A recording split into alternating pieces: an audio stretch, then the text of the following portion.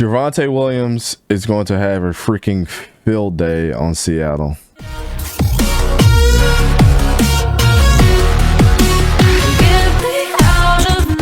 Seahawks versus Broncos.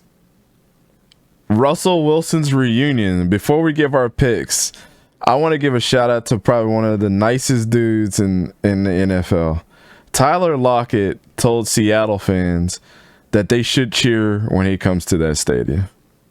Oh, agreed. I absolutely agree with that. Yeah, I know it's a competition at the end of the day, but everything that Russ has done for Seattle, I think it's well deserved. Standing ovation for like a minute and then get to the game. Yeah, I mean, I feel like it should be kind of the same. I see Gene shaking his head, but like you probably remember more than I do because I was an infant at that time. But when Brian Dawkins came back as a Bronco to Philly Stadium, when that place erupted, I think it should be like that exactly. And then once the game starts, I'm shaking my head because I can't see any reason in the world why Seattle fans would not cheer that man. I'm shaking my head. I see what you're talking about. Because if they don't cheer him, that might be worse than Philadelphia throwing snowballs at Santa Claus. Listen, Santa deserved it that year. Yeah. If you really want to I could get into that story. I don't want to go too far. Yeah. He did deserve it, but that's not for here nor there. Agreed. The part that drives me nuts is this guy brought you a Super Bowl. Went to back-to-back Super Bowls. Yeah. That's what you need to do. Literally could have won them too if it wasn't for Pete Carroll. Yeah. Like, yeah, man, like he's still the winningest quarterback in NFL history right now. And most of it happened in Seattle. Seattle has been very fortunate to have a quarterback that had won so much at home. Like, that's where his bread and butter was. He did not, as Aaron Rodgers all those years, they had to go to Seattle and play. You didn't want to play Russell Wilson at home in the playoffs? Yeah, man. It needs to be a standing ovation for at least 5 minutes. And Tyler Lockett had every right to say what he said. And that's just being a decent human being. Like, so balls in your court, Seattle. You either want to be, I still think the Colts are the worst fans ever. Agreed. They're the worst fans ever. And I've seen it, firsthand at the Hall of Fame last year, by the way that they're just terrible fans.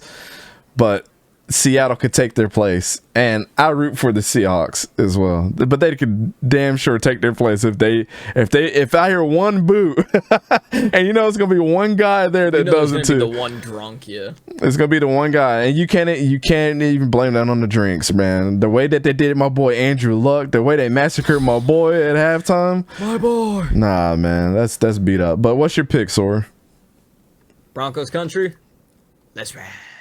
I got the Broncos in this. I think Seattle's going to take their lumps the first couple of weeks. They're starting off with Geno Smith. Not the biggest fan of that decision. I'm hoping their running back game will look good. Really hoping. I'm just hoping to see not a Seattle that people are going to be like, they're taking for a top 3 pick. Or like they're taking for a Young, they're taking for a Stroud. Because Seattle's always been a very competitive team.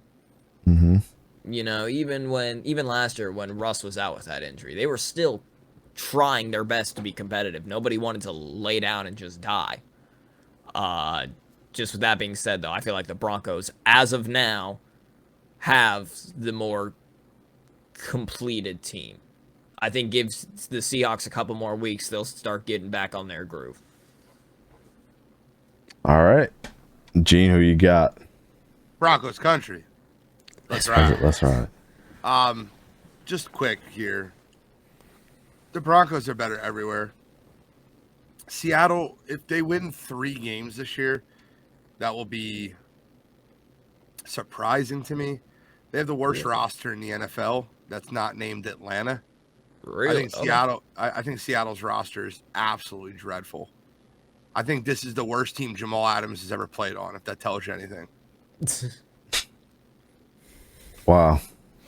Damn. You had to do blitz boy like that, huh? Man. I'm still going Broncos country. Let's ride. All right. So Javonte Williams is going to have a freaking field day on Seattle. Yes, he is. I don't see anything good out of Seattle's defense. It's definitely the worst part of their team. And Geno Smith starting, I get it. He's a safe bet. He's going to dink and dunk. He's not going to cause a ton of turnovers. You need that. You're going to need that against bad teams. Just put Drew Lock in there. You know, I get it. It was the preseason. He played terrible, whatever. But if you're looking at high risk, high reward, which you need to win games versus somebody who's going to dink and dunk, you statistically will win more games with a person that likes to throw the ball downfield to Tyler Lockett and DK Metcalf versus somebody like Geno Smith who's just going to give the ball off to Rashad Penny the whole time out of the backfield. Like I don't understand the logic behind that. Look for Noah Fant to have a really good game though. I think he's going to get the ball a ton. Mm-hmm. And this game might be the catalyst. I'm calling it right now. This game might be the catalyst in DK Metcalf requesting a trade. You think after one game? I think after one game he's going to be unhappy. He's not sign him to a 3-year extension. It don't matter. True, fair point. You know, you're right.